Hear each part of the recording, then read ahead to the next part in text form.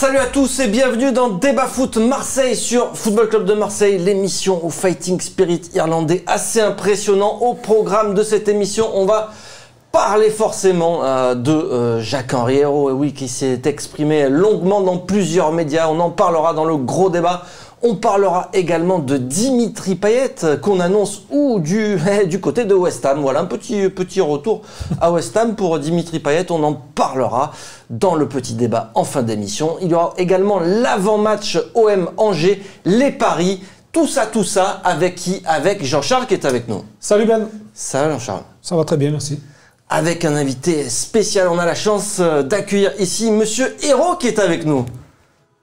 Patrice Hérault qui est avec nous. Elle est facile. Hein, c'est le joueur, on a. C'est un monsieur Hérault qui a gagné des titres. C'est mieux. Oui, c'est différent. Et qui est entraîneur de Marignane. Ancien joueur de l'Olympique de Marseille, à la grande époque en plus. Ben regardez, j'en profite. Et ouais. Et à la Coupe de France. Et Patrice est juste en bas. Le volet avec des cheveux, souvent on me critique à moi. On me dit, Jean-Charles, tu avais des cheveux jaunes. Eh, Patrice aussi avait des cheveux. Mais bon, oui, tout à fait. Comment ça se fait qu'ils sont tombés comme ça? Moi, je ne sais pas. Hein, on ne se pose pas la question. Ça ne se pose pas la question, c'est naturel. Ça m'intéresse si vous avez la réponse parce que... je pense que toi, tu vas nous rejoindre dans le club. Rapidement. C'est héréditaire. Allez. Mourad Arts est avec nous. Et c'est toi qui fais la passe pour Sauzé sur le fameux but contre Paris. Ouais, là, non c'est vrai. Passeur décisif sur un des buts les plus importants. Ouais. Bon, après Sauzé, il a fait beaucoup. Il a fait beaucoup. C'est vrai. Sacré match. Et entraîneur, c'est vrai, tu l'as dit, actuellement Marignane Gignac. Voilà. Ça se passe comment un petit peu cette saison? Un peu plus difficile. Bon, on est redescendu à N2 après une belle saison, mais qui a été un peu compliquée quand même à N1. Avec un beau parcours en Coupe de France. Bon, on a eu du mal à concilier les deux et on est redescendu. Bon, cette année, on est reparti sur un nouveau cycle, donc c'est un peu plus difficile parce qu'il y a beaucoup de jeunes joueurs. C'est ta faute, tu sais pourquoi. Tu fais tellement de belles saisons que les joueurs s'en vont ailleurs. Tout le monde veut les récupérer. C'est sûr. Comme on dit, c'est la faute du coach. Hein, faut et il y avait cette petite anecdote aussi, on en parlait en off avec un grand écrivain, parce que tu sais qu'on a un grand écrivain aujourd'hui. Sur ce plateau. Ouais. Tu sais qui c'est? C'est Mourad Arts. Il va falloir l'appeler Monsieur l'écrivain maintenant. Oui. Il écrit des bouquins. C'est fou, hein. En fait, c'est une émission littéraire. Une émission littéraire. Tu vois, c'est pour ça que je perds mes cheveux. C'est bien quand moi, j'ai pas écrit de livre, je te rassure. Moi non plus. Mourad Arts qui va bientôt sortir un livre sur qui? Sur Marcelo Bielsa. Sur Marcelo Bielsa, dis-moi, mais c'est fou ça. C'est fou, t'étais pas au courant, ça t'a pris par surprise. T'étais vraiment. Et Jean-Charles, il savait encore moins. Non, parce que... Jean-Charles, il savait pas. Moi, je le savais pas du tout, donc je sais pas, tu as fait des interviews, on m'a dit que tu as fait des interviews avec certains joueurs. Les gars, franchement, il y a un niveau comment on dit ça, intellectuel. Non, c'est pas les intervenants, c'est les. C'est les intervenants. D'intervenants dans le bouquin, c'est Ligue des Champions là. Alors il n'y a pas Marcelo Bielsa qui parle pas, mais il y a trois entraîneurs ou ex-entraîneurs de l'OM dans le bouquin quand même. Mais tu veux garder encore le suspense ou pas? Écoute, suspense sur quoi? Sur l'auteur de la préface, tu veux dire? Voilà, c'est ça. Écoute, on va en rester là. Vends ton bouquin. Parce que c'est quand même fort. C'est très fort. On ne dit pas le nom, d'accord, mais une préface signature. Ouais. Voilà, signature. C'est un entraîneur qui est pas loin de chez nous. On parlait de ça parce que toi, tu as eu cette opportunité-là aussi de jouer contre l'équipe de Marcelo Bielsa à la commanderie. C'était un match amical. Oui, c'était la première année, je crois qu'il est arrié. Après, il est resté un an tout de même. Non, mais il a fait une deuxième préparation. Il nous avait contacté, Franck Passy nous avait contacté pour faire un match dans une semaine pour surtout les joueurs qui avaient peu de temps de jeu. À l'époque, il y avait Batshuayi, Alessandrini, Doria, je te dis Fanny. Et on était allé à la commanderie un soir, là, ça s'était très bien passé. Et on avait fait en plus un bon match, et donc il avait été très sympa, il nous avait félicité à la fin. Là, un personnage, mais très, très humble, très, très sympa. Et voilà, le livre de Mourad Arts. Achetez-le, donnez-moi votre argent, s'il vous plaît. Il sort quand, Mourad? Il sort quand? Le 11 février. Combien il coûte? 16,50 € je crois. 16,50 €.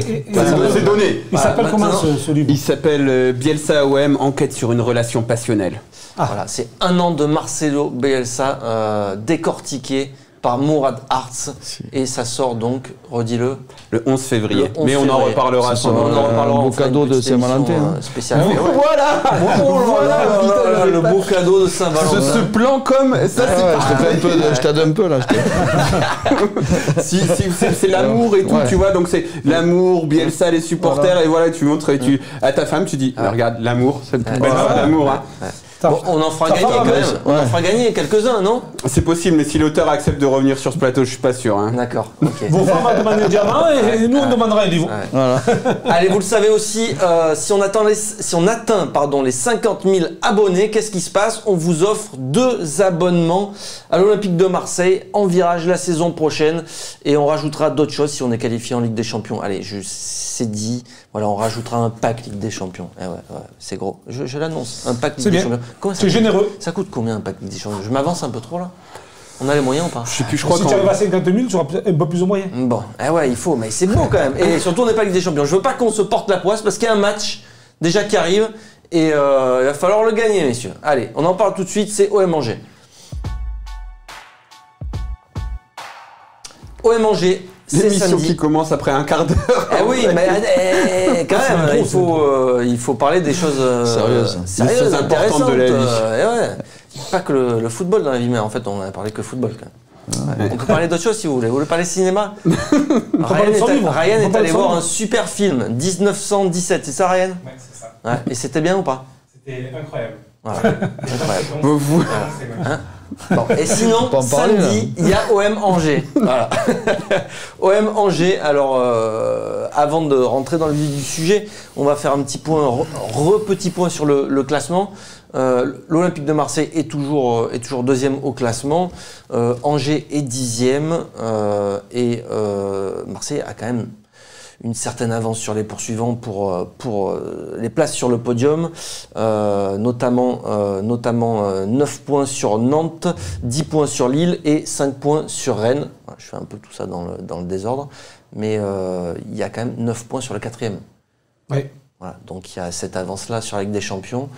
Le 4e qui est Nantes en plus, donc qui est pas une équipe qui est comment on dit déjà en langage entraîneur, c'est programmé pour être là, donc on peut se dire que bon voilà.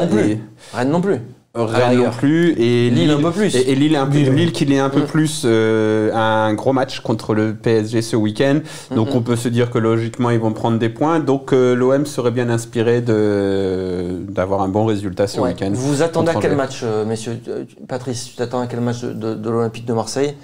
Un match déjà, ça impressionne sur les résultats, quoi. Ça impressionne entre guillemets, mais bon, vu le classement. Ouais. Donc je pense qu'ils sont déterminés. Bon, c'est vrai qu'une victoire ferait encore du bien. Bon, après Angers, une équipe difficile à jouer quand même. Très difficile à jouer. J'avais lu un peu sur le coach, je connais un peu là. Où lui, il préfère attendre et contrer, donc ça tend à un match difficile, quoi. D'ailleurs, ça peut être pas trop mal pour l'Olympique de Marseille. C'est comme ça que c'était passé au Vélodrome, au match aller. Au match aller, je me rappelle, où il avait été surpris par la stratégie, le plan de jeu de Villas-Boas, qui avait fait, qui justement leur avait laissé la possession, et ça avait marché. Exactement. Et là, Angers. Et au match aller, c'était le 2e contre le 3e aussi, si je me rappelle bien. C'est vrai. Donc, fait pas bon jouer contre l'Olympique de Marseille quand on est 3e. Ouais. Bordeaux, nos amis bordelais peuvent nous en parler. Et d'ailleurs Angers pareil, parce qu'après cette défaite, en plus ils ont fait quelques bons matchs, notamment à Rennes, parce que Rennes après a pris le dessus. Et j'avais suivi un peu ce match dans le Multiligue 1, le légendaire Multiligue 1.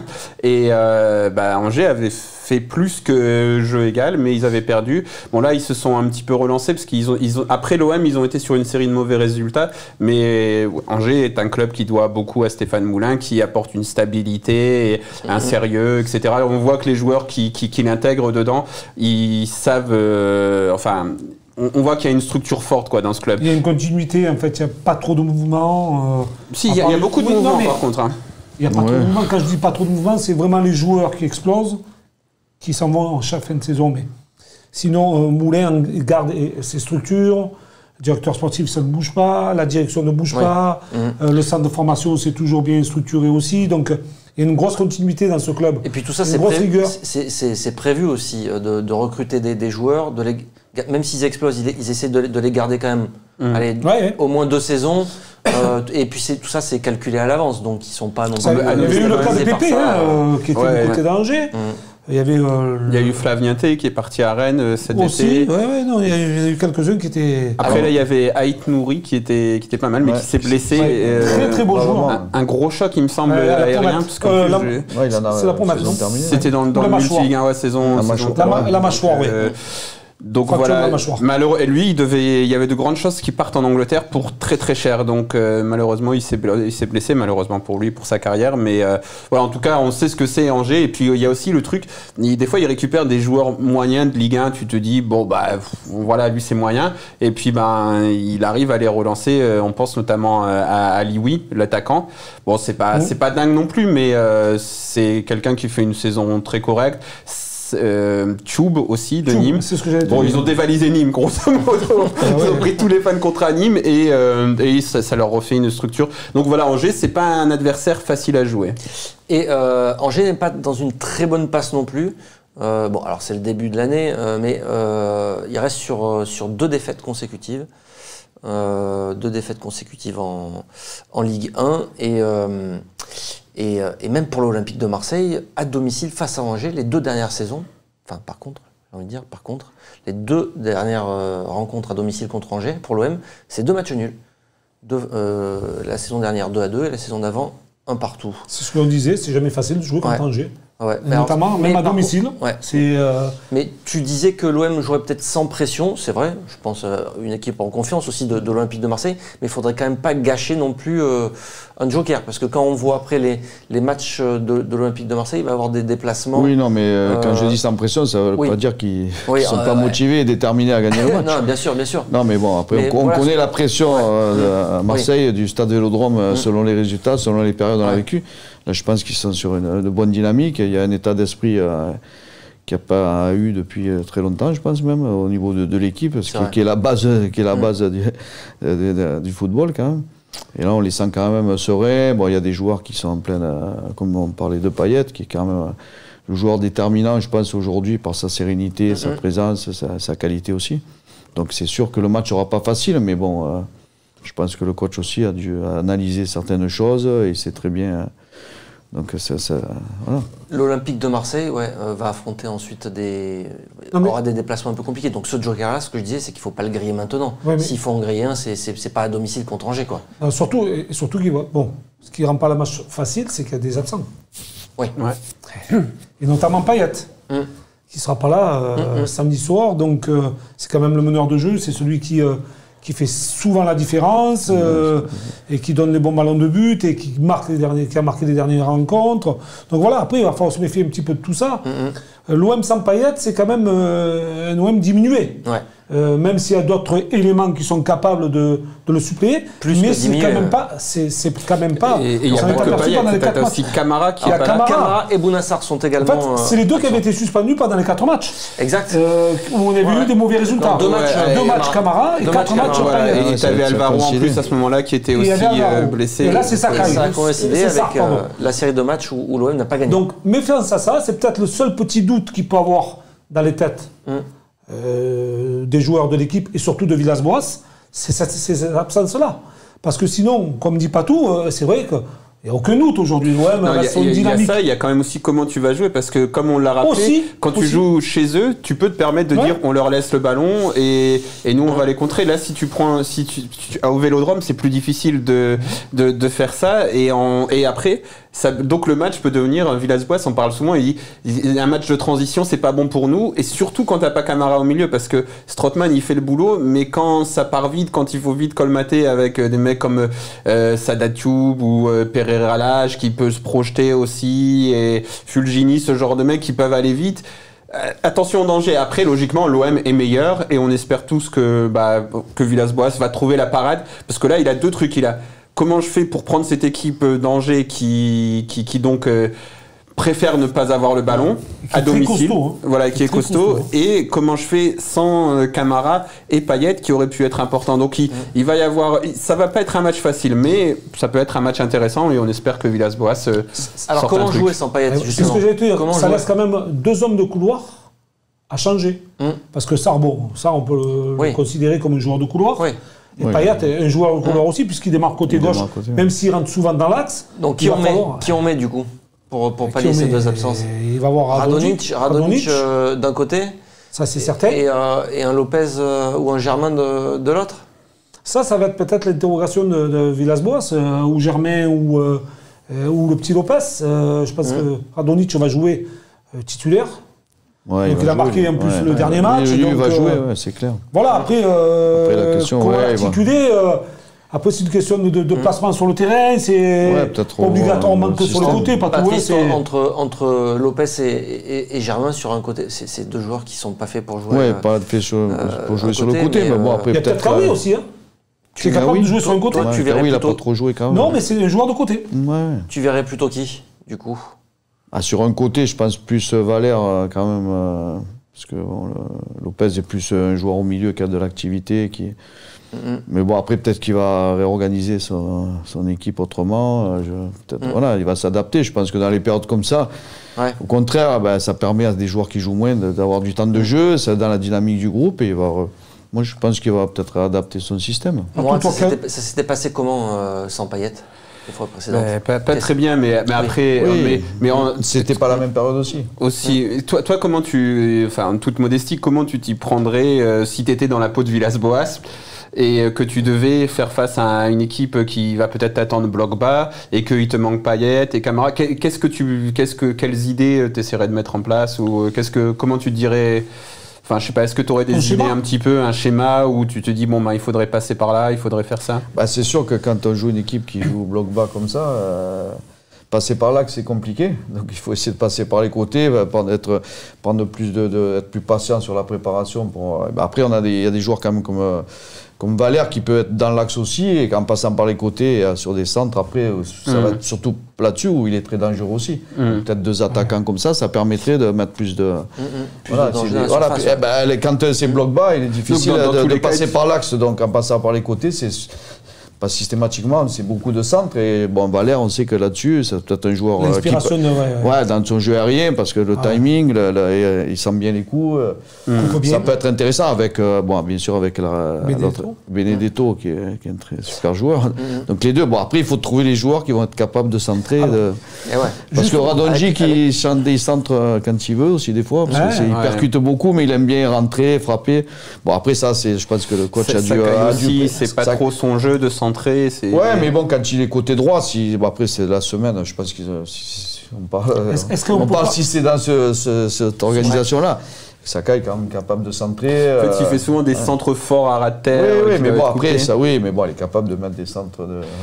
Il le fait pas souvent. Mais bon, après que j'ai pour lui, c'est pas. Mais bon, ça. Parce que c'est vrai qu'il, du coup, attends, excuse-moi. Ce qui pourrait nous manquer là pour ce match, c'est un peu des centreurs en fait, parce que c'est vrai que dans cette équipe, face à un bloc bas, on a pas, surtout sans Payet, en plus, qui est un peu notre meilleur centreur, on n'a pas beaucoup de joueurs qui peuvent centrer, quoi. Oui, mais bon, après un garçon comme Lopez, il est capable de centrer aussi. Il a techniquement, après ils ont tous la qualité, Rongier, même Radonjic, là, il est capable de centrer aussi.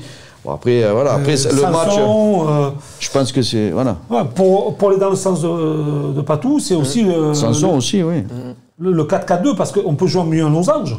Donc ça permettrait aussi les hommes de couloir de sortir un petit peu de temps en temps, mais aussi de ce milieu en losange, ça permettrait d'aller plus vers l'avant et de jouer à 2 attaquants. Oui, de jouer à 2 attaquants donne la possibilité à Germain d'être plus libéré dans son jeu. Donc aussi ne pas se pénaliser avec Germain sur un côté, en disant si c'est Germain qui joue, de le pénaliser en le mettant sur le côté et pas avoir l'apport peut-être nécessaire offensivement. Peut-être jouer juste derrière Benedetto et ce milieu en losange donnerait peut-être plus de solutions. Après, on n'est pas entraîneur de l'Olympique de Marseille. C'est juste des idées qu'on se pose, nous. Allez messieurs, on va s'arrêter là pour l'avant-match et on va passer tout de suite au Paris FCM avec notre partenaire Unibet. C'est tout de suite.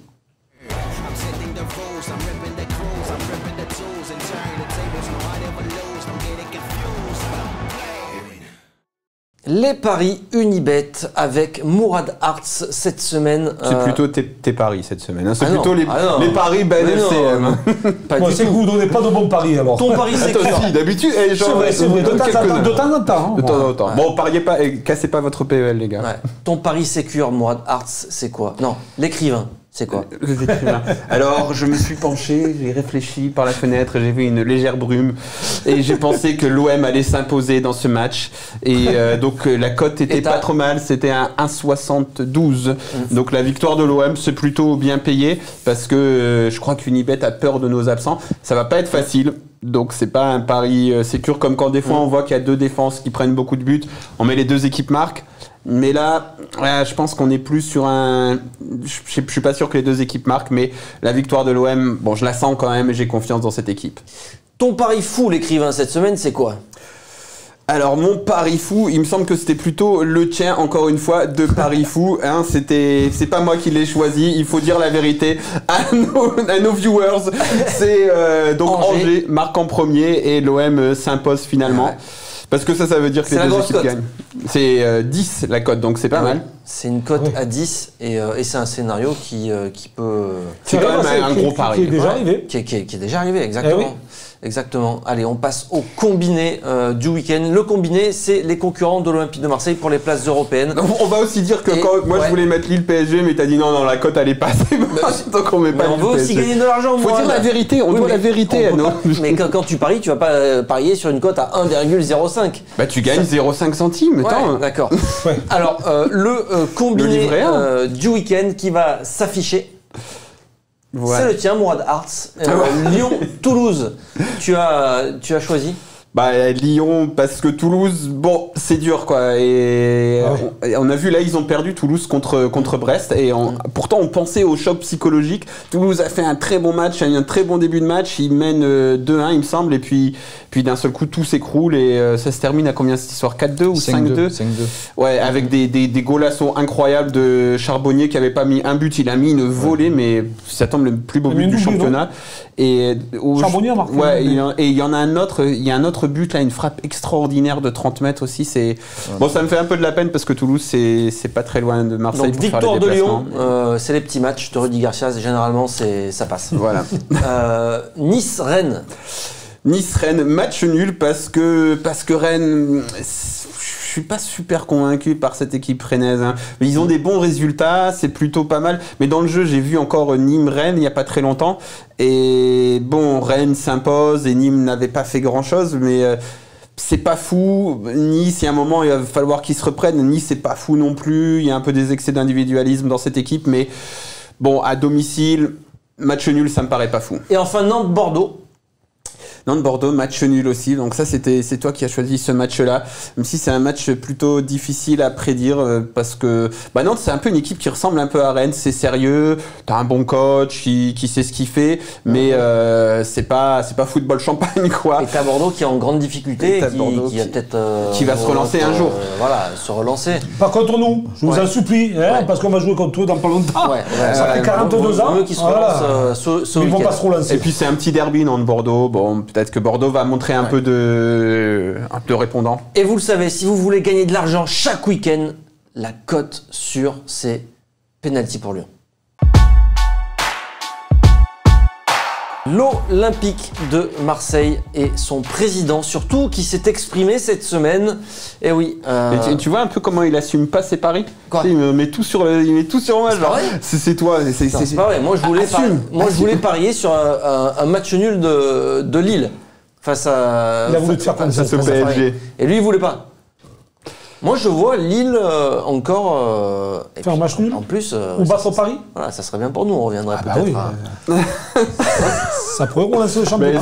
J'aimerais bien, mais je ne crois pas. Alors là, on n'en est pas là. Là, on en est au gros débat sur les déclarations de Jacques-Henri Hérault qui s'est exprimé cette semaine dans plusieurs médias pour répondre un petit peu à toutes les interrogations qu'ont suscité l'arrivée de Paul Aldridge, son conseiller. Voilà. C'est comme ça, il l'a confirmé, c'est son conseiller qui n'est pas occulte, puisque ça a été dit, mais bon, enfin, ça a été dit, mais si jamais la news sort pas sur l'équipe, Peut-être qu'il était occulte, le conseiller, non, Morad? Bon, non, après... Parce que j'ai pas vu de communiqué, moi. Non, mais t'as pas de communiqué à chaque fois non plus. À chaque fois qu'il y a une personne qui intègre la direction ou un poste, en tout cas important, oui, non, on a droit à un petit communiqué. Non, pas forcément. Parce que, par exemple, dans le conseil de surveillance, etc., t'as que sur Football Club de Marseille qu'on regarde. C'est pas le conseil de surveillance, c'est pas le conseil de surveillance, c'est le club. Ça peut être... C'est un poste... Quelqu'un comme Didier Poulmer, par exemple, qui est quelqu'un qui était important dans la venue de Franck Macourt à l'Olympique de Marseille et qui avait dit au début non mais moi j'aurais aucun poste à l'OM. Après il avait intégré, alors je sais plus si c'était le conseil de surveillance, il me semble que c'était le conseil de surveillance, mais dans tous les cas il avait intégré et on n'avait pas fait de communiqué là-dessus. Et après il était parti un petit peu après, apparemment pour certains désaccords sur certains joueurs par exemple. Mais voilà, t'avais pas eu de communiqué non plus. Donc c'est pas le problème c'est qu'il aura une fonction au sein du club, c'est différent. C'est-à-dire même quand il y a un nouveau médecin ou un nouveau cadre qui débarque à l'Olympique de Marseille pour la sécurité, on en entend parler via un communiqué. Bon, je referme. En fait, le gros problème c'est surtout qu'on sait pas qu'est-ce que c'est Paul Aldridge. Quand Poulmer il vient, tu dis ok. Quand un médecin vient, tu dis ok. Là Paul Aldridge, tu sais pas tout à fait ce que c'est. Je ne sais pas si tu as suivi, mais ça a déclenché quand même pas mal de réactions, notamment celle de l'entraîneur d'André Villas-Boas qui, le lendemain, en conférence de presse, en a parlé et il a mis quelques tacles. Il a dit notamment, moi, je comprends exactement ce que ça veut dire, cette arrivée. En gros, ça met en difficulté Andoni Zubizarreta et moi... Mon avenir, il est lié à Andoni Zubizarreta. Donc si lui il part, c'est clair que moi je pars. Donc du coup, gros coup de pression sur Jacques-Henri Hérault, qui a décidé de prendre la parole pour clarifier certaines choses sur l'aspect financier, sur Paul Aldridge et sur d'autres choses. Et donc on va faire un petit peu le point de tout ça. Hein. On a sélectionné 4 passages de cette interview de la Provence. Voilà, on a décidé de prendre l'interview de la Provence, notamment où il parle de Paul Aldridge. Donc je vais vous lire ce passage. Il va donc nous apporter beaucoup sur le marché des transferts en Angleterre, mais pas seulement. Il a connu les problématiques d'infrastructure en matière de stade, d'animation, d'événementiel. Il a organisé des concerts. Il va nous apporter des références dans ce qui se fait de mieux ou presque, le football anglais. Beaucoup de présidents ont des conseillers, parfois occultes ou officieux. Pour moi, ce n'est pas cela, c'est public. Et franchement, il n'y a pas matière à polémique. Qu'est-ce que ça vous inspire? Vous pensez par exemple qu'on pourrait avoir les Red Hot Chili Peppers peut-être en concert au Stade Vélodrome ou pas? Parce que c'est un désir personnel, Ben. Moi j'aimerais bien, je vois que ça passe à Lyon, peut-être que Paul Aldridge peut faire quelque chose. Déjà dans la sono et les LED, c'est déjà pas mal dans le stade. Ouais. Ça clignote dans tous les sens quand on rentre, et la musique est à fond, c'est déjà pas mal. Donc ils ont déjà prévu quelque chose, a priori. Si maintenant notre ami vient pour faire des concerts et faire de l'animation... Bon, en premier, quand même, il a dit qu'il est venu pour faire des transferts. Heureusement que ça fait partie quand même de son job, ça. Ouais. Qu'il est venu pour faire des transferts. Oui. Parce que, enfin, ça nous arrange pas trop. Si c'est en fin de saison, pas de problème. Si ça arrive maintenant, ça pose souci pour l'entraîneur, notamment, pour son staff, et peut-être pour les résultats qui vont suivre. Et pour la Ligue des Champions qui joue cette année, cette deuxième partie de championnat. Donc voilà, moi je pense que ça a été mal annoncé. C'est une arrivée qui aurait dû être retardée pour ne pas diminuer ton effectif, parce que en disant ça fait bondir Villas-Boas de son siège. Il s'est protégé, enfin il s'est pas protégé, il a annoncé qu'il était lié à Zubizarreta, donc c'est quand même assez fort de pouvoir déclarer ça. Ça voudrait dire que c'est quasiment le même job, et que le job que fait Zubizarreta n'est pas respecté par rapport à... Une partie du travail.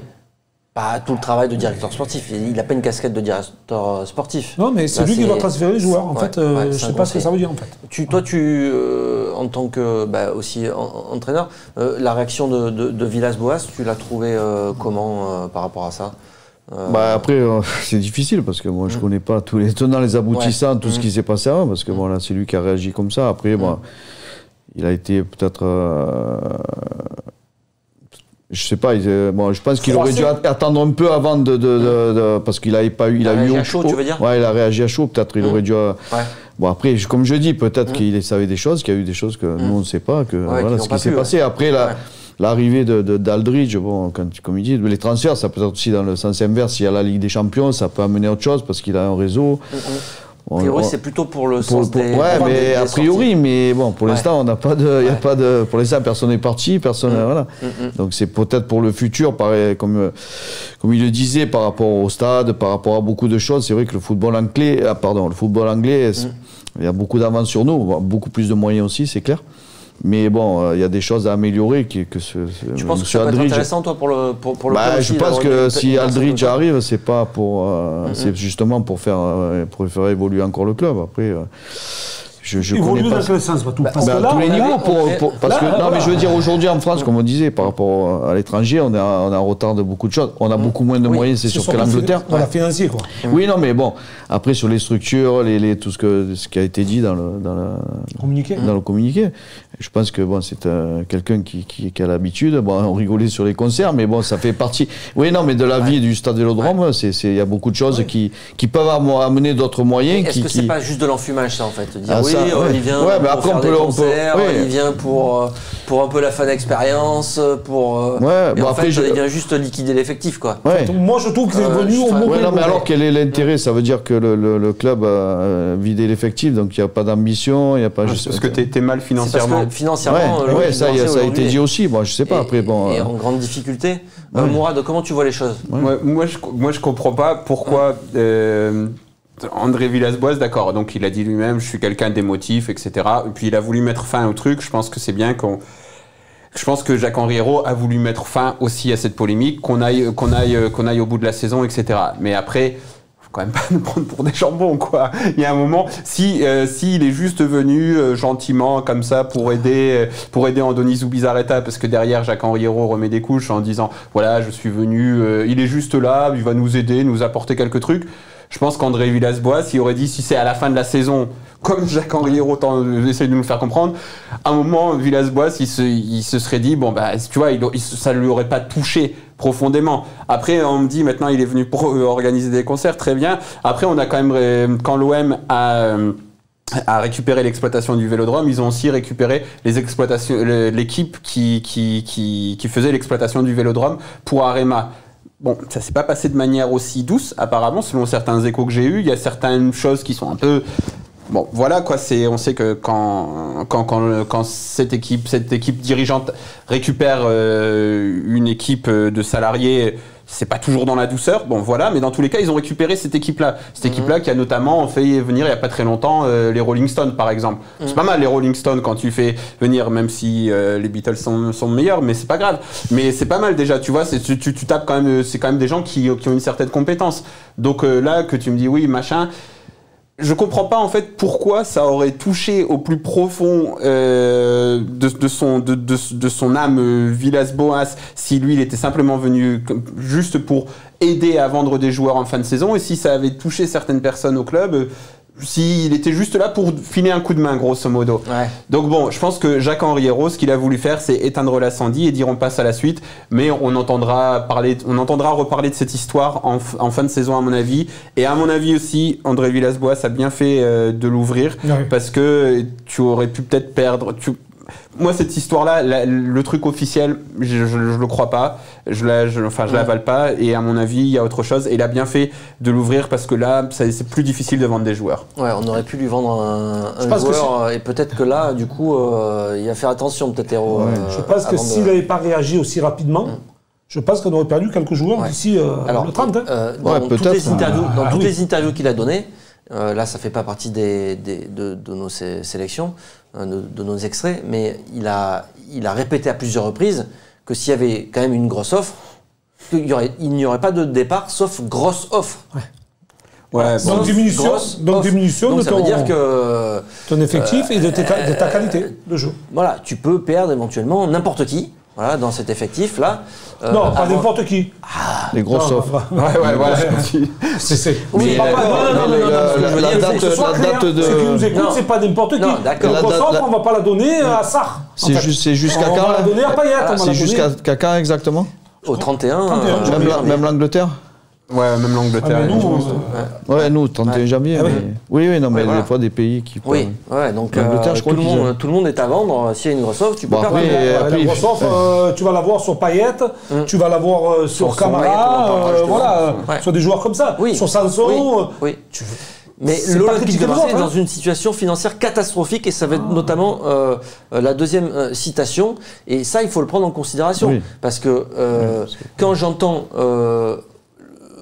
je lis 60 millions d'euros minimum de déficit et que j'entends Pape Diouf donner des chiffres bien plus alarmants. Alors, il n'a pas le nez dans la comptabilité de l'Olympique de Marseille, Pape Diouf, mais il sait quand même de quoi il parle et il donne des chiffres qui font peur pour l'avenir de l'Olympique de Marseille.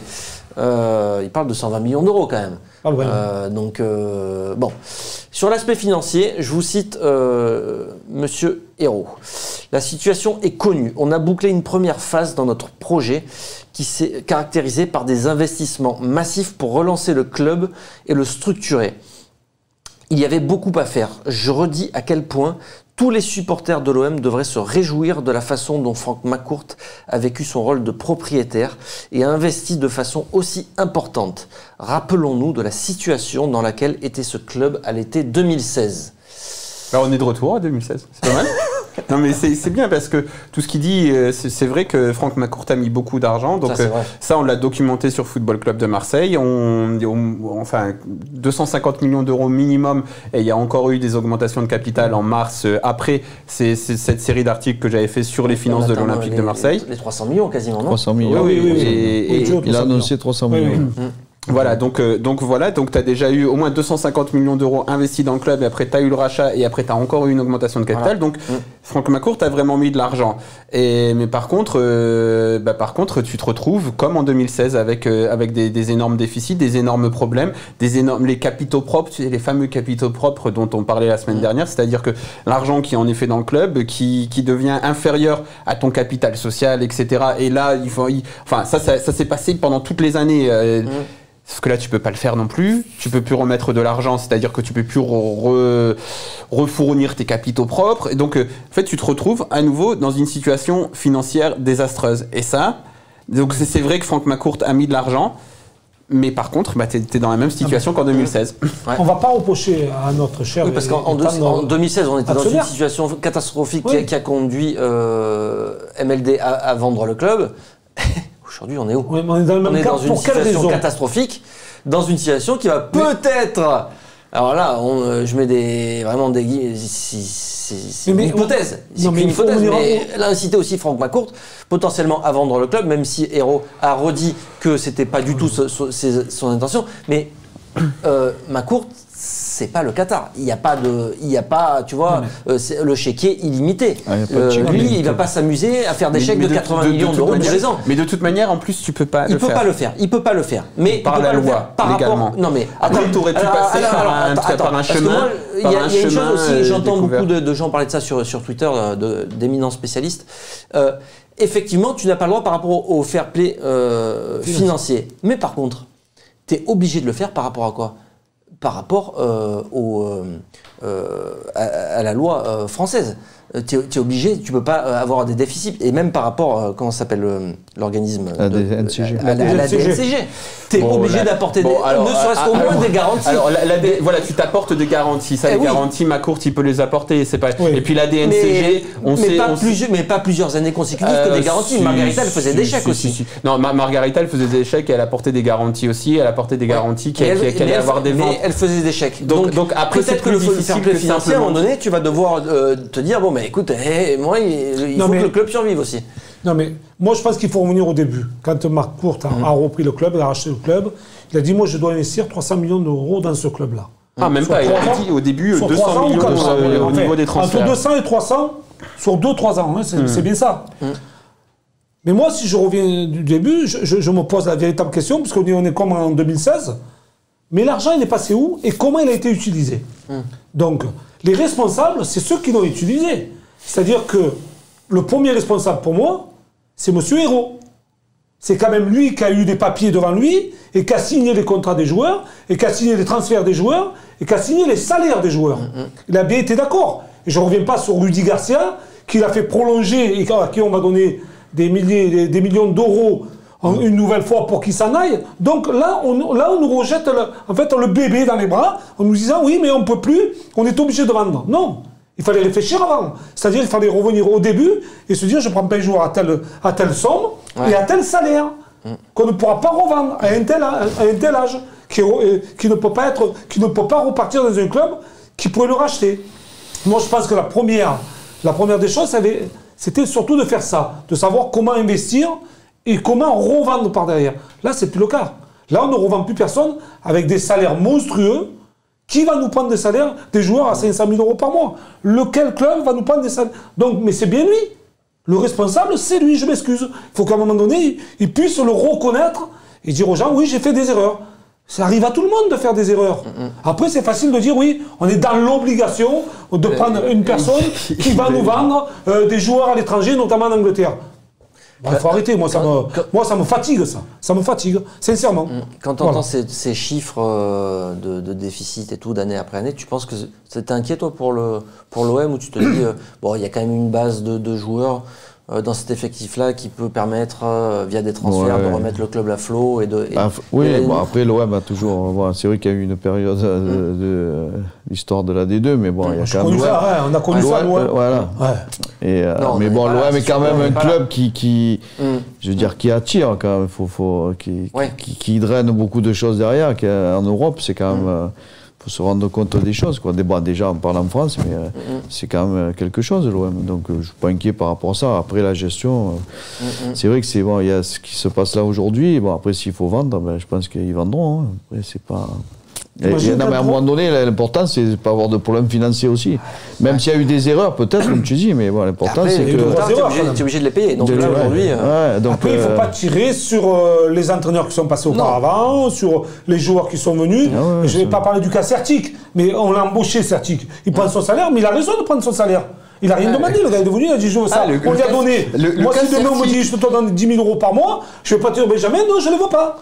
On me les donne. Je ne vais pas les refuser quand même. Je crois que Didier Marmer, il aimait bien Grégory. Surtout toi, oui. Surtout moi, bien sûr. Je t'en donnerai peut-être qu'il n'aimait pas Grégory. Je refuserai pas. Non, mais voilà, je veux dire. Et t'imagines qu'en 3 ans, il y a plus d'un tiers du budget des 300 000 euros qui ont été mangés quand même. 300 millions. 300 millions, pardon. 300 000 euros, ça va, l'OM, on regère. 300 millions. Donc on est à 120 millions de déficit, presque. C'est énorme. Tu voulais rajouter quelque chose sur ce thème-là? On passe à la prochaine. Alors on passe au suivant, puisque effectivement, Jacques-Henri Hérault a évoqué le long terme aussi avec l'Olympique de Marseille. Je cite, « Ce club a besoin de sérénité. Il doit se projeter sur le long terme pour devenir un membre du top 15 européen. Je le pense vraiment. C'est pour ça qu'on est là. Je ne pense pas qu'on puisse dire qu'on a menti ou qu'il y a eu tromperie sur la marchandise. On a fait plus que ce qu'on a annoncé que l'on ferait. Parfois de façon positive, parfois on s'est trompé. On continuera à gérer cet équilibre tellement difficile. » Voilà. Ça, c'est ma préférée. Est-ce que tu peux le remettre, Ryan, 2 secondes? Il y a 2 phrases en particulier que j'adore. J'aime vraiment, je pense que c'est... je ne pense pas qu'on puisse dire qu'on a menti ou qu'il y a tromperie sur la marchandise. C'est vrai qu'on a été... on est en Ligue des Champions tous les ans et qu'on joue le titre... qu'on gagne le titre plus souvent qu'on ne le perd. Ça, c'était Franck McCourt quand il est arrivé. On a fait plus que ce qu'on a annoncé que l'on ferait. Donc on a fait plus que ce qu'on a annoncé que l'on ferait. Donc par exemple, c'est bon, tu peux l'enlever, Ryan. C'est bon, je te remercie. Vraiment un top réalisateur. Parce que ce qu'on a... Moi, et vraiment, ça me marque beaucoup parce que encore une fois, lorsqu'ils sont arrivés, alors moi je me suis beaucoup penché sur ces dossiers, etc., sur comment augmenter les revenus et tout ça. Donc ce qu'on nous a annoncé notamment, c'est que le club allait développer les revenus liés à la marque. C'est assez minoritaire. On peut dire que le contrat obtenu avec Puma, c'est pas si mal parce que aujourd'hui, tu as un marché à 2 temps chez les équipementiers. C'est soit 2 millions, soit 50 millions. Donc toi, tu as réussi à avoir 15 millions. c'est honnête, mais pas fou. Et quand je dis 2,5 millions, c'est qu'il y a des clubs genre Schalke 04, Séville, etc., qui n'arrivent pas à avoir plus de, enfin peut-être plus 5-6 millions, mais voilà. Donc c'est pas mal, mais pas top. Et puis après, tu as fait plus que ce que tu as dit. Donc déjà, moi je vois un club qui a été mal géré financièrement parce que tu as de gros déficits. Tu voulais avoir quelque chose de discipliné financièrement. Désolé, mais c'est pas du tout le cas. Tous les ans, t'as été en déficit. Ok, t'avais prévu de l'être, mais après, en plus de ça, tu t'es mis des boulets aux pieds parce que les transferts, tu vas les traîner à un long moment puisque les transferts, tu les amortis sur plusieurs années. Les salaires, tu vas les traîner pendant un long moment parce que tu les amortis. Donc le club, il est pas bien. Il est pas bien à l'heure actuelle. Tu vois, si tu fais un audit pour quelqu'un qui veut racheter le club, il va te dire, le club, il est pas bien. Et donc toi, tu nous avais promis d'avoir un club méthodique qui allait être bien géré. Donc tu l'as pas fait. Le développement de la marque, c'est très limité parce que pourquoi? En fait, il y a un moment, c'est bien de faire des OM Nation Fan Club et tout. C'est bien que des personnes qui soient loin de Marseille se sentent mises en valeur parce qu'elles aiment l'OM. Je pense sincèrement que c'est bien. Sauf que c'est mis à part ça, il n'y a rien dans OM Nation et que dans tous les cas, ça ne valorise pas du tout la marque parce que la seule chose qui valorise la marque, c'est d'être en Ligue des Champions, c'est d'avoir des résultats sportifs. Et je me souviens que j'avais parlé avec un professeur allemand en marketing, machin, qui est spécialisé dans les équipementiers justement et qui m'avait dit, oui, beaucoup de clubs, notamment en Allemagne, se disent mettre plein de stratégies à l'œuvre pour augmenter la marque, pour augmenter le rayonnement de la marque. Et, mais le problème, c'est qu'ils oublient tous que il y a que la Ligue des Champions en fait qui va augmenter le rayonnement de ta marque. C'est le montrer, c'est être sur le plus gros marché et ça tu l'as pas fait. Donc en fait, on a fait plus que ce qu'on avait dit. Eh ben c'est faux parce que le club n'a pas été en Ligue des Champions une seule fois, que la marque n'a pas été valorisée à des hauteurs folles et que le club est toujours mal géré financièrement. Il part aussi de mettre l'OM dans le top 15 européen et il est ambitieux là, non? Plus qu'ambitieux. Et le top 15 européen, l'Olympique de Marseille, aujourd'hui, avec tout ce qu'on vient de dire auparavant sur la situation financière du club, ça risque d'être compliqué, non compliqué, non. Après, c'est sportivement. Après, comme disait moi, c'est surtout lié à la qualification. Ça peut aller très vite.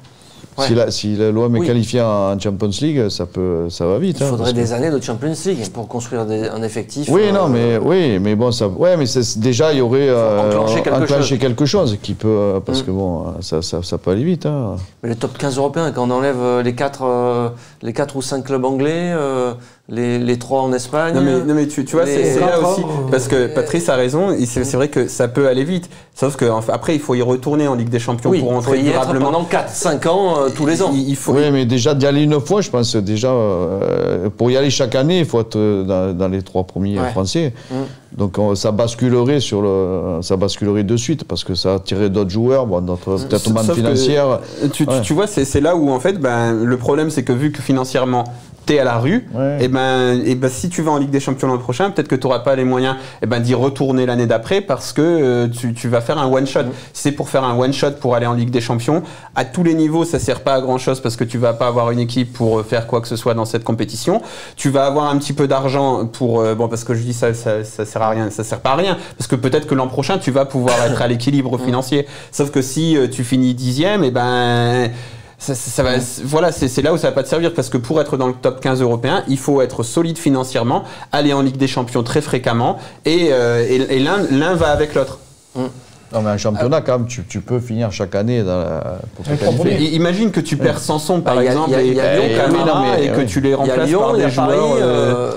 Oui, non mais ça n'est pas toujours directement. Parce que t'as que 2 places pour aller en Ligue des Champions finalement. Non mais déjà d'aller une fois, ça permettrait de certaines choses. Alors messieurs, dernier passage de l'interview de Hérault dans les colonnes de la Provence sur les supporters.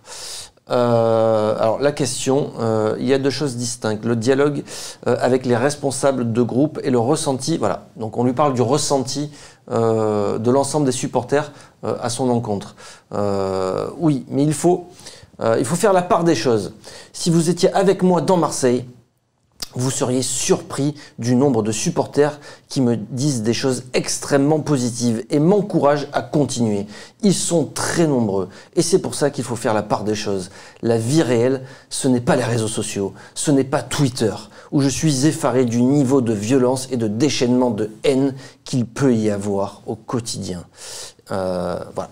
Messieurs, qu'est-ce que vous inspire cette déclaration? Moi, tu as croisé, toi, Héros dans Marseille?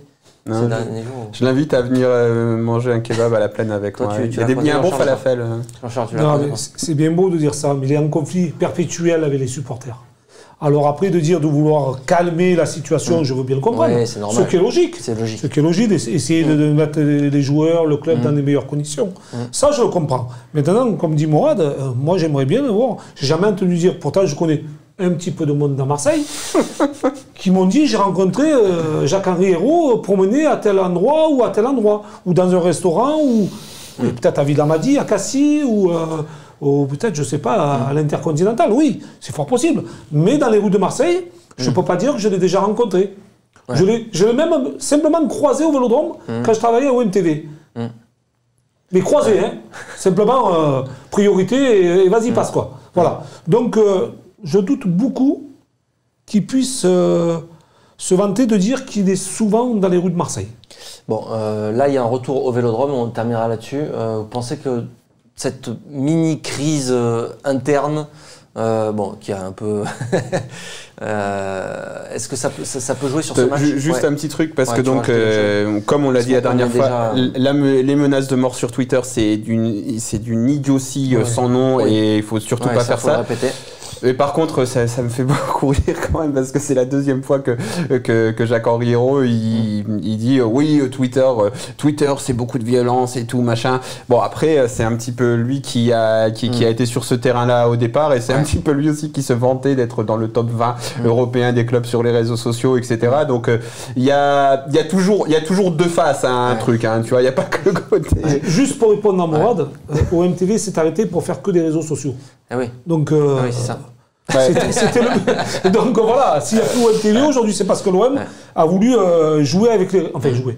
Investir dans les réseaux sociaux, communiquer dans les réseaux jouer sociaux. avec les réseaux sociaux. Non, mais oui, mais à force... Vous pensez qu'il peut y avoir des tensions au Vélodrome par rapport à ça, ou moi, je pense aujourd'hui les supporters sont surtout focalisés sur la belle saison sportive, parce que c'est quand même ça qui est important aussi. Il faut pas... Et c'est ça qui est navrant. Il faut rester soudé, quoi. Je veux dire, il faut garder cette...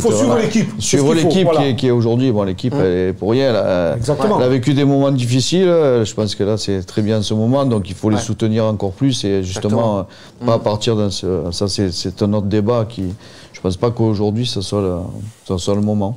Mais merci à Villas-Boas d'avoir été le début de l'incendie. Allez messieurs, on s'arrête sur ce débat-là et on va terminer l'émission par... Voilà, une petite info mercato qui est tombée aujourd'hui. C'est l'intérêt de West Ham pour qui? Pour Dimitri Payet. Allez, c'est tout de suite. Et oui, Dimitri Payet qui serait de nouveau dans le viseur de West Ham. Mais alors, c'est une info à l'équipe, hein. C'est pour ça qu'on en parle. Donc c'est pas une fausse Sinon, moi, je pense refuser d'en parler. Si ça a été, je sais pas moi, genre tout au mercato. Tout au mercato web. Mon mercato préféré. Web. La Bible du mercato. Quoi. La référence mercato. Gianluca Di Marzio. Est-ce que c'est l'effet Aldridge? Mercato Payet? Voilà. Mets-moi des paillettes, comme dit Mourad. Mets-moi des paillettes un peu. Mais on va dire que Paul Aldridge a été directeur sportif de West Ham, donc peut-être un truc, peut-être que ça vient un peu de là, cette rumeur. Non, parce que ça, on avait déjà entendu parler un petit peu dans certains médias il y a quelques jours de cette info, non? Ça n'avait pas déjà un petit peu circulé? Bon, toujours est-il que l'équipe annonce que effectivement West Ham qui est en grande difficulté sportive malgré Yarmolenko. Comment ils font? Mais il faut le faire jouer aussi. Pour éviter la relégation, pense à recruter des joueurs et Dimitri Payet ferait partie des cibles du club anglais, notamment ce que vient de dire Mourad par rapport aussi à Paul Aldridge. Et s'il devait y avoir des négociations entre les deux clubs, le transfert pourrait se situer autour des 15 millions d'euros. Donc on a vendu déjà une fois 15, on a racheté 30, on le revend 15 et... Peut-être que dans 2 ans, on le reprend à 30. On le reprend à 30. Non mais c'est... Non mais là, on est vraiment sur une autre planète, non? Non, mais pour l'instant, il n'y a pas d'offre. Il n'y a pas d'offre, on ne sait pas. Je vous fais confiance. Moi, si l'équipe Voilà, si l'équipe s'avance, c'est qu'il y a quelque chose, c'est qu'il y a une info. Donc nous, on la relaye. Pour être complet là-dessus, Sky Sport a, dans la foulée, quelques heures après, a démenti l'information, a dit que pour eux, il y avait absolument aucun intérêt. Vous imaginez une seconde Dimitri Payet retourner à West Ham ou pas? Moi non. S'il y avait une offre, il y aurait un intérêt même pour lui. C'est la première ligue. Après, comme je le disais, on ne sait pas tout ce qui les intérêts des personnes, mais des uns et des autres. En plus, il est sur. Là, en ce moment, il s'éclate. Il a l'air bien, c'est sûr. Il y a beaucoup de paramètres quand même. Ouais. Il est bien à Marseille. Il a un bon contrat. Il a un super contrat. Ils sont deuxième au classement. Il y a l'Euro qui arrive. Ça veut dire beaucoup de choses. C'est-à-dire qu'il faut qu'il s'impose une nouvelle fois du côté de West Ham, qui sauve le club, parce que ça serait un des sauveurs, puisque le club il est en délicatesse, puisqu'il joue la descente. Et peut-être qu'au bout, il n'aurait pas Didier Deschamps l'œil sur lui, comme il peut l'avoir du côté de l'Olympique de Marseille. Ça fait beaucoup de paramètres quand même qui mettraient en porte-à-faux Dimitri Payet. Et sinon, on peut mettre des clauses. On peut mettre une clause. Si jamais ils sont relégables, on peut le récupérer gratuitement. Et si jamais ils se sauvent, ça passe à 30 millions. Là, on fait du business. Là, Paul Aldridge, il sert à quelque chose. Les reines du shopping. Non, c'est surtout dans les reines du shopping qu'il va être embauché. Attends, t'as vu ce... Bon, Mourad, tu t'imagines l'Olympique de Marseille perdre Dimitri Payet en plein mercato hivernal, même si tout le monde est à vendre?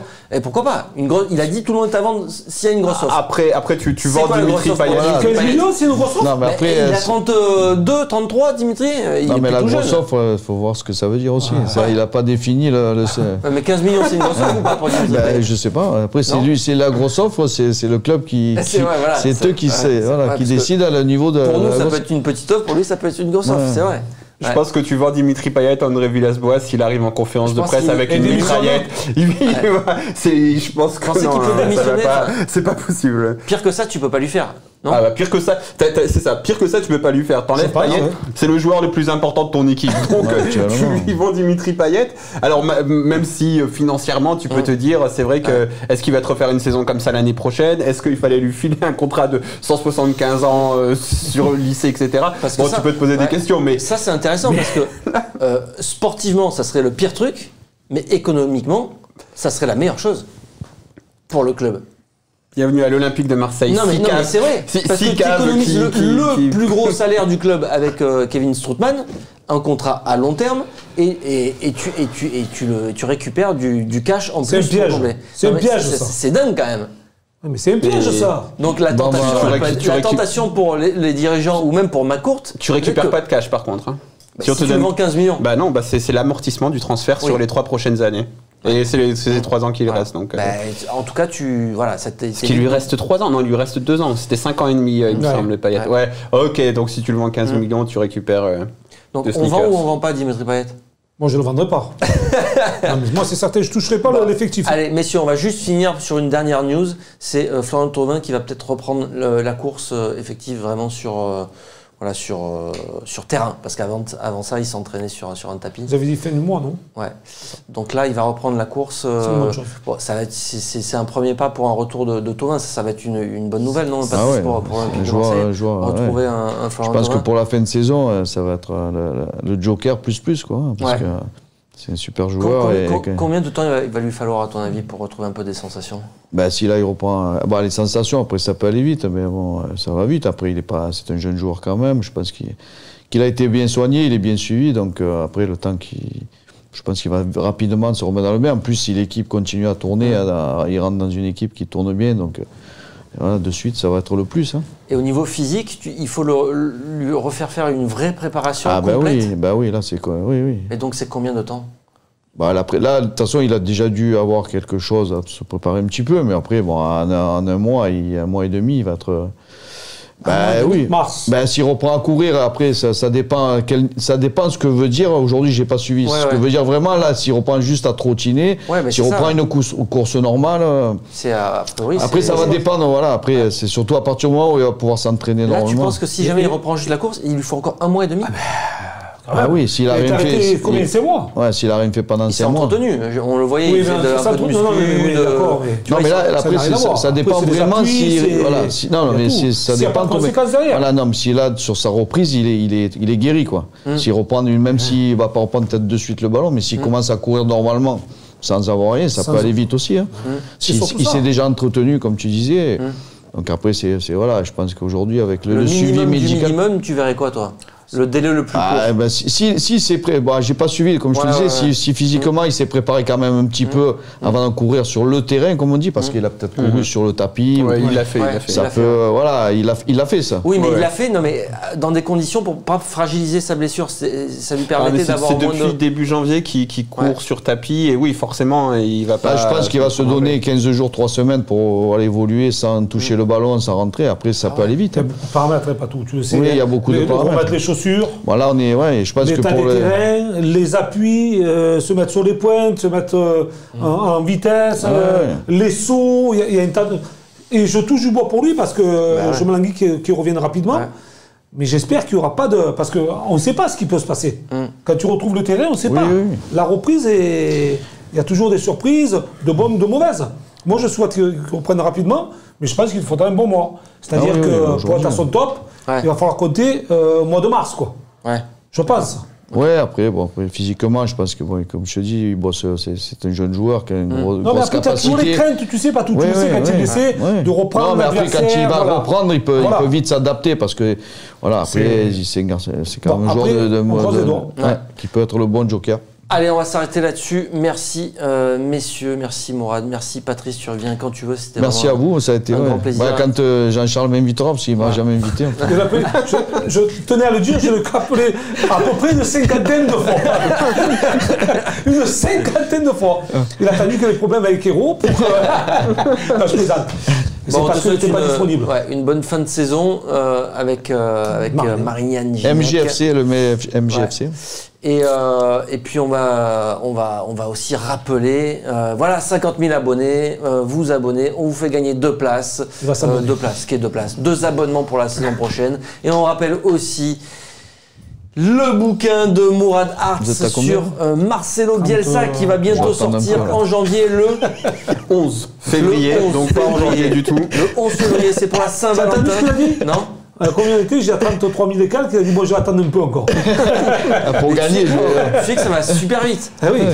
Si jamais un abonné appelle un abonné, ça double. Et qu'il lui demande ça double. Et si jamais il demande à 2 abonnés.